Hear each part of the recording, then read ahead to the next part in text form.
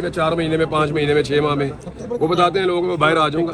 तो अक्टूबर के आसपास का लोग कहते हैं वैसे, और सिचुएशन भी ऐसी ही लगती है। लेकिन ज्यादा देर इमरान खान को अब अंदर रख नहीं सकते। आपके ख्याल में अक्टूबर के आसपास कौन सी ऐसी खास बात है या क्या होगा जिसपे वो बाहर आएंगे अक्टूबर में स्पेशली? देखें, रीजन क्या अब अंदर रखने का? केस तो कोई है नहीं जिसके अंदर जान हो। केस मेरे एनालिसिस में तो कोई एक केस भी ऐसा नहीं है जो टिक पाए। यानी आप इद्दत वाला केस देख लें, तोशाखाना वाला देख लें, साइफर वाला देख लें, वो एक और वो अलकादर यूनिवर्सिटी वाला देख लें। अगर इन केसेस पे इमरान खान को अंदर रखना है तो वो ये निज़ाम नहीं रख पाएगा।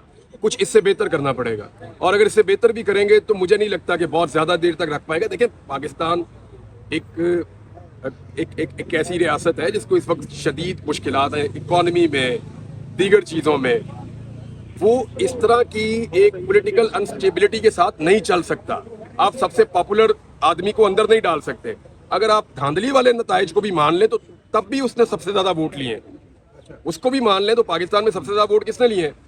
तो ऐसे आदमी को अंदर रख के आप पाकिस्तान में स्टेबिलिटी नहीं ला सकते। इमरान रियाज भाई, ये बता दें कि सहाफियों का जो नाम है वो ECL में क्यों डाला जाता है? मेरा भी है मेरा भी नाम है ECL में। इसी वाले से पूछ रहे हैं, वजह क्या है? गवर्नमेंट को क्या खतरा मैं है? आऊँगा मेरे ख्याल में शायद इस अदालत में दोबारा वो हज करने के लिए मैंने जाना है। पिछले साल जाना था, तो मैं दोबारा आके यहाँ रिक्वेस्ट करूँगा कि हज कर दूँ, और हो सकता है कि उसके लिए नाम निकल जाए मेरा। निकला तो हज कर देंगे इंशाल्लाह।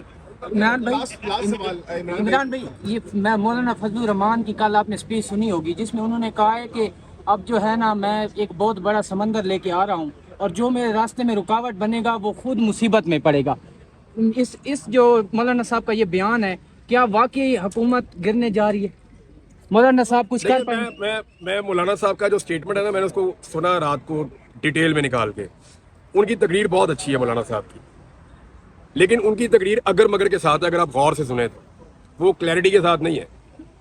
मौलाना फजलुर रहमान साहब ने अभी भी एक रूम रखा हुआ है। वो कभी भी मौलाना फजलुर रहमान साहब वो इस तरह की सियासत नहीं करते कि वो बिल्कुल ब्लैक एंड वाइट में चले जाएं। वो ग्रे एरियाज के अंदर रहते हैं, और रवायती पॉलिटिकल पार्टीज के लिए वो एक गुंजाइश हमेशा रखेंगे। उनका जो नेचुरल अलायंस बनता है ना मौलाना साहब का, नेचुरली जहाँ जाके वो फिट इन हो सकते हैं, वो PTI नहीं है। वो बाकी जमातों के साथ ईजिली हो सकते हैं। तो देखें अब वो स्ट्रेटजी बनाते क्या हैं, इसमें वो क्या गेन कर पाते हैं। बहरहाल हमेशा मौलाना फजलुर रहमान ने जब भी कोई मूव की है तो उन्होंने अपने लिए कुछ पॉलिटिकल अच्छा गेन किया, अपने लिए, अपनी पार्टी के लिए। देखते हैं कि वो यहाँ पे अपने लिए गेन करते हैं या अपने मुल्क के लिए करते हैं। अच्छा, इमरान रियाज साहब, केसेस तो बहुत वीक है, आपने भी कहा और सभी कह रहे हैं।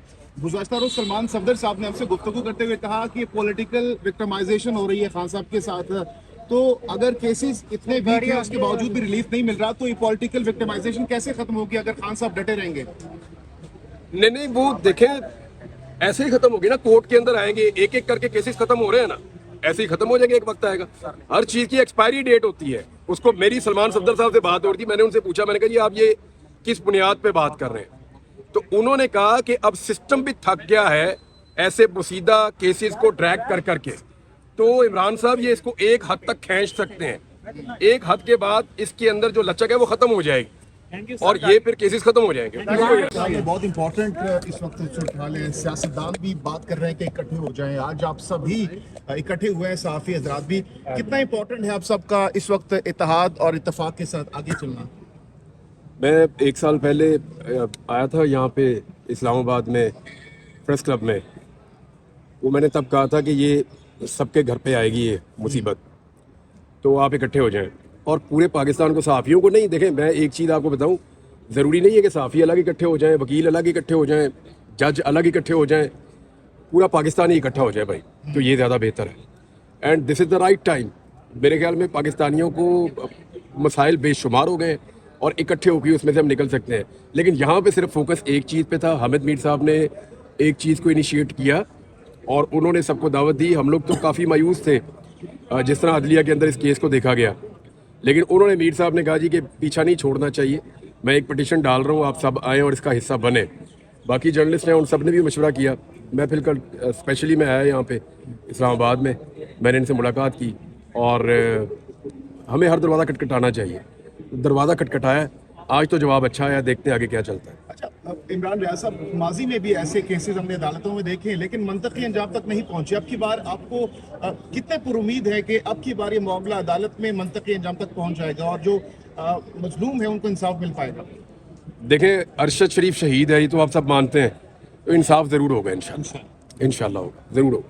अभी नेक्स्ट लाएमल आप लोगों को क्या है, क्योंकि एक्शन फोरम भी बना रहे हैं, सुनने में आ रहा है, अमित बीर साहब ने कहा है। वो कुछ ऐसी इतलात हैं सहाफ़ियों के पास इस्लामाबाद में और कुछ मेरे पास भी हैं। एक लिस्ट भी गर्दिश कर रही है मुबैना तौर पे, कुछ लोग क्लेम करते हैं उन्होंने उसको देखा भी है। तो सहाफ़ियों को इस वक्त अपनी सिक्योरिटी का इशू है पाकिस्तान में, और वो ये सोचते हैं कि वो इकट्ठे होकर इसको हल कर सकते हैं या किसी सिचुएशन को अवॉइड कर सकते हैं। तो उसके लिए इन्होंने इनिशिएटिव लिया इस्लामाबाद से, बाकी शहरों में भी सहाफ़ियों से रब्ता किया। कल मैं जब बीर साहब से मिला तो उन्होंने बताया कि वो कहाँ कहाँ तक रब्ते कर चुके हैं, और बाकी जो जर्नलिस्ट हैं उनसे भी मैं मिला हूँ, उन्होंने भी बताया कि कितने लोग ऑन बोर्ड हैं। तो ये एक बहुत बड़ी तादाद है। अच्छी बात यह है कि किसी अच्छे कॉज के लिए और किसी को कोई मुसीबत पड़े या किसी को कोई प्रॉब्लम आए तो बाकी लोग उसके साथ खड़े हों, और इत्तेफाक है या इख्तलाफ है उसके बावजूद। Thank you. आखिर में सर ये बता दें कि इस इकट्ठे होने का आपके ख्याल में इसका इम्पैक्ट कितना इम्पोर्टेंट होगा, और अरशद साहब के बाद अब ये सिलसिला रुकेगा या नहीं रुकेगा, ये बता दें। देखें, वो इतना अनफॉर्चुनेट इंसिडेंट है अरशद भाई का कि वो तो दोबारा कभी नहीं होना चाहिए। मैं आखिरी दफ़ा जब अदालत में आया था उनके साथ आया था, ये इस्लामाबाद हाई कोर्ट में, उसके बाद उन्होंने नाश्ता भी करवाया था। तो उसके बाद मैं आज आया हूँ तो ये अदालत भी बदल गई है, एक नई जगह पे है, पहले मैं वहाँ दूसरी जगह पे आया था। इकट्ठे होने का तो हमेशा फ़ायदा होता है, और हमेशा से हम यही सुनते आ रहे हैं कि together we rise and divided we fall. अगर हम डिवाइड हो जाएंगे तो गिरते जाएंगे। इख्तलाफ होना चाहिए।